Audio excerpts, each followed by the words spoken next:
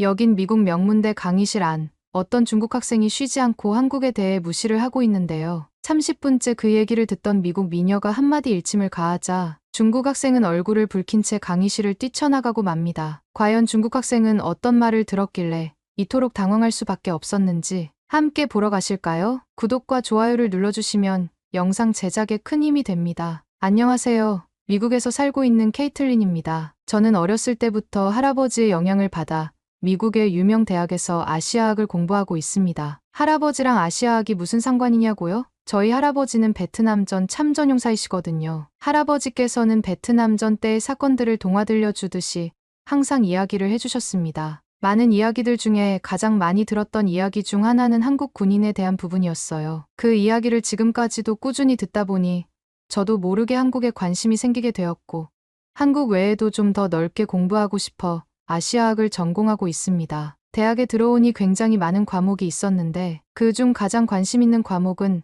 아시아의 문화와 경제였습니다. 왜냐하면 교수님이 한국, 일본, 중국 등 한쪽 나라의 장단점에 치우치지 않고 중립적으로 잘 설명해 주셨기 때문이죠. 각국의 역사와 문화, 경제적 특성을 객관적으로 배울 수 있었거든요. 아무래도 이 강의는 아시아에 관한 수업이다 보니 한국인, 중국인, 일본인 유학생들의 비율이 생각보다 많이 차지했습니다. 저는 나라와 인종에 대해 편협한 생각을 갖지 말자라는 생각을 항상 마음에 새기고 사는데 정말이지 중국인들만큼은 그게 쉽게 되지 않았던 것 같아요. 왜냐하면 이 강의가 시작할 때마다 제일 시끄러웠거든요. 중국인들은 이상하리만큼 한국 이야기가 나오면 집착을 했던 것 같아요. 어느 날 수업 중에 아시아 국가들의 전기차 기술이 세계적으로 어떤 수준인지에 대한 내용이 나왔어요. 교수님께서는 한국이 최근 전기차 분야에서 눈부신 성장을 보이고 있다고 소개해 주셨죠. 배터리 효율과 주행거리, 충전 속도 등 여러 면에서 한국 전기차는 세계 정상급 수준을 자랑한다고 하셨어요. 그런데 중국인 학생이 손을 번쩍 들더니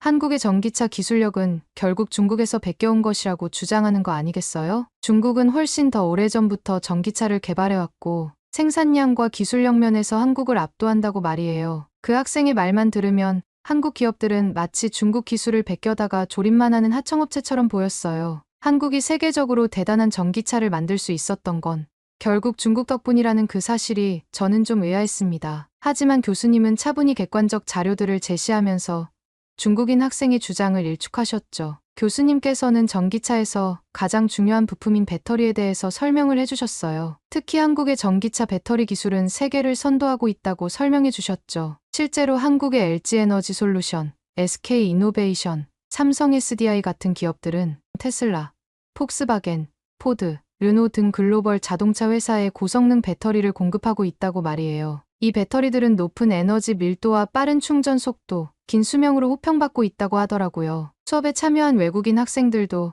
한국 배터리의 우수성에 감탄하는 분위기였어요. 중국인 학생은 뭐라 반박하려 했지만 증거 자료 앞에서는 어쩔 수 없었나 봐요. 그 뒤로도 한국이 전기차 부품의 90% 이상을 중국에 의존하고 있다느니 한국의 전기차는 중국을 흉내낸 짝퉁에 불과하다느니 하는 말을 늘어놓았지만 설득력은 없어 보였어요. 수업이 진행되는 중에도 계속 한국은 중국보다 한참 아래이며 전기차는 중국이 우수하다고 끝까지 우기더라고요. 그가 하는 말은 이와 같았어요. 중국의 CATL이 세계 1위 전기차 배터리 생산업체이고 BYD도 자체 배터리 기술로 급성장하고 있다면서 말이에요. 중국이 배터리 강국이며 그 어떤 나라와도 비교할 수 없다는 식으로 말했어요. 특히 한국 업체들이 중국발 특허를 침해했다는 의혹을 제기하면서 교수님 주장에 반박했죠. 순간 강의실에 찬물을 끼얹은 것 같은 싸늘한 분위기가 흘렀습니다. 사실 관계가 미묘한 한중 양국 학생들 사이에서 이 중국인 학생의 도발적 발언은 매우 부적절했기 때문이죠. 교수님께서는 피식 웃으시더니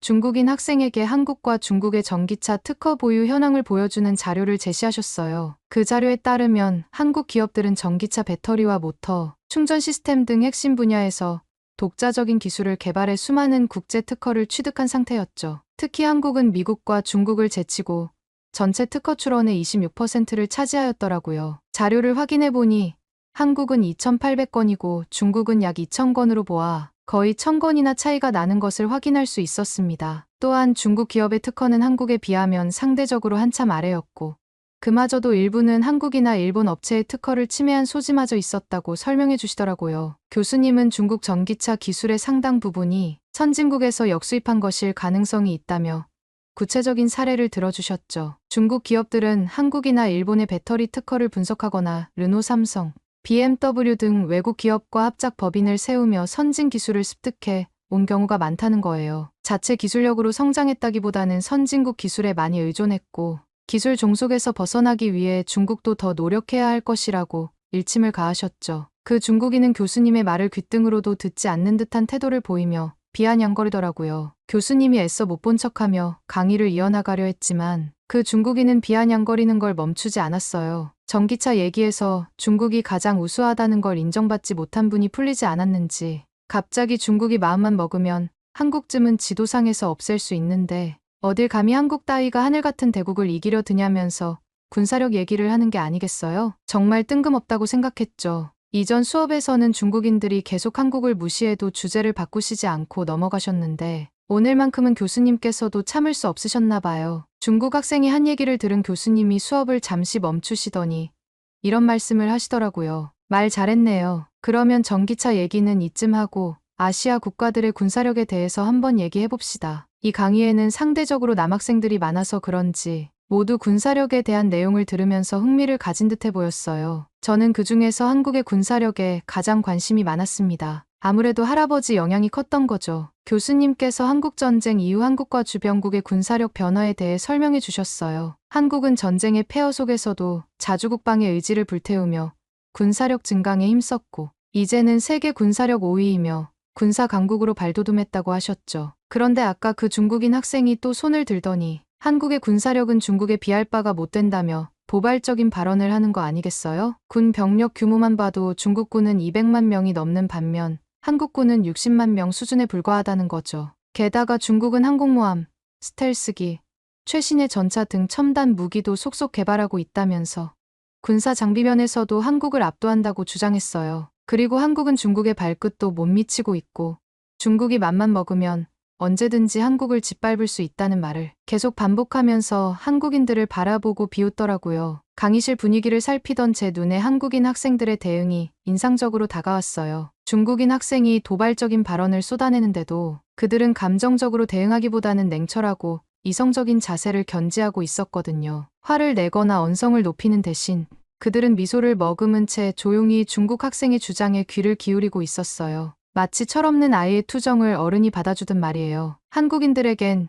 중국의 도전이 위협적으로 느껴지지 않는 듯 보였죠. 한 한국인 학생은 옆에 있던 제게 그냥 내버려둬 우리가 뭐라고 해봤자 저 사람 생각은 안 바뀔걸? 이라고 말하며 너스레를 떨기까지 했어요. 중국의 군사적 위협을 폄하하는 듯한 여유로운 태도에 저도 모르게 웃음이 나왔죠. 그때 교수님께서는 중국 학생의 주장에 논리적으로 반박하기 시작하셨어요. 먼저 교수님은 현대전에서 병력 규모만으로 군사력을 평가할 수 없다고 강조하셨죠. 오늘날의 전쟁은 고도로 훈련된 정예 병력과 첨단 무기 체계가 승패를 좌우하는 경향이 있다면서요. 실제로 국제전략문제연구소 보고서에 따르면 한국군은 질적인 면에서 중국군을 앞서는 것으로 평가되었다고 하셨어요. 그리고 한국군이 첨단 무기와 장비를 갖추고 있을 뿐만 아니라 정예화된 교육과 실전적 훈련을 통해 우수한 전투력을 유지하고 있다고 분석했다고 하셨죠. 또한 글로벌 파이어파워 즉 GFP에서 발표한 2024년 군사력 순위를 확인해보면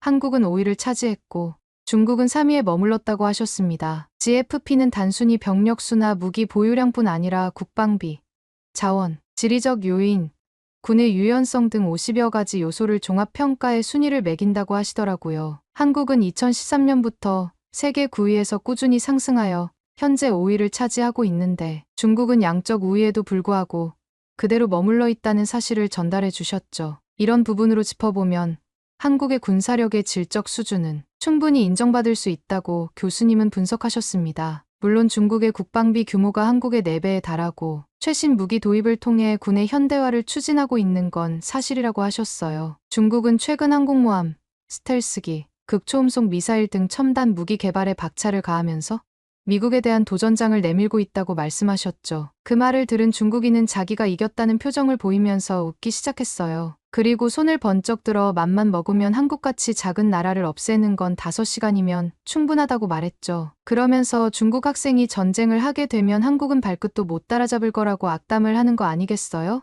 충격이었습니다. 어릴 때부터 듣던 할아버지 이야기와는 너무나 달랐거든요. 중국 학생이 한국 군인을 계속 무시하는 발언은 저에게는 한국군과 함께 참전한 저희 할아버지를 욕되게 보는 것 같이 느꼈습니다. 참다 못한 저는 손을 들고 한마디를 할 수밖에 없었죠. 저도 한마디 하겠습니다. 자국의 역사는 자랑스러워 마땅하지만 타국을 함부로 폄훼해선 안 된다고 생각합니다. 한국군은 결코 얕잡아 볼 수 없는 존재입니다. 가장 최근에 치룬 베트남 전쟁만 보더라도 그들의 놀라운 적응력과 전투력을 알 수 있죠. 베트남의 환경은 참으로 가혹했습니다. 한 치 앞도 내다보기 힘든 짙은 정글, 길 찾기조차 버거운 복잡한 지형, 차르르는 듯한 습기와 찌는 듯한 폭염까지 도저히 사람이 버티기 힘든 조건이었어요. 처음 도착한 한국군은 이런 극한의 상황에 당황하고 고전을 면치 못했습니다. 익숙한 한반도와는 완전히 다른 환경에 적응하는 게 쉽지만은 않았죠. 하지만 그들은 결코 물러서지 않았습니다. 한국 장병들은 죽기 살기로 베트남의 자연과 맞섰어요. 닥치는 대로 정글을 헤치고 급류를 건너며